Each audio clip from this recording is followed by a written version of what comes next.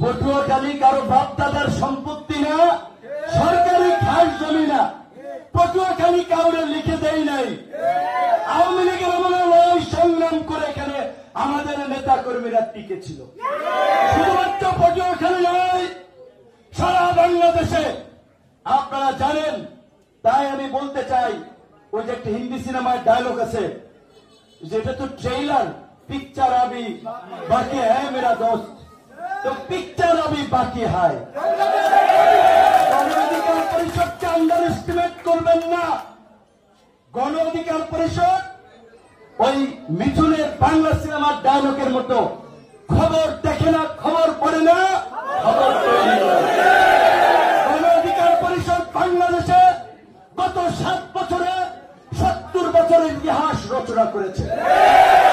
কাজে ওই 7 বছরের ইতিহাস যে অন্তত আগামী 70 বছর গণ অধিকার পরিষদ রাজনীতি করবে, সেই প্রেক্ষাপট গণ অধিকার পরিষদ দাঁড়িয়েছে।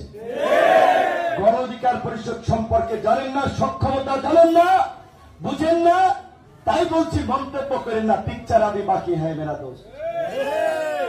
আজকে নির্বাচন কিন্তু হয় নাই, রাজনৈতিক কোন সরকার গঠন করে নাই।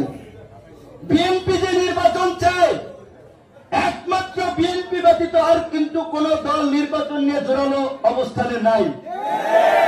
কেন? তারা হয়তো এই আলামত আমার আগে টের পাইছে। এলাকায় এখনই থাকতে পারতেছে না উৎপাতে, আমি টের পাইছি এলাকায় আইসা। তো আমি বলছি যে ঢাকায় যাইয়া কয়েকবার ডক্টর ইউনূসের সামনে জোরালো ভাবে নির্বাচনের পক্ষে যে বক্তব্য দিয়েছিলাম, এইবার ইউনূস সাহেবের সামনে আগামীকালকে থেকে জাতীয় ঐক্যমত্যের মিটিং হচ্ছে। ক্ষমা চাইতে হবে যে স্যার, নির্বাচন আপনি যখন মনে করবেন উপযুক্ত পরিবেশ তৈরি হচ্ছে তখন আপনি দিন।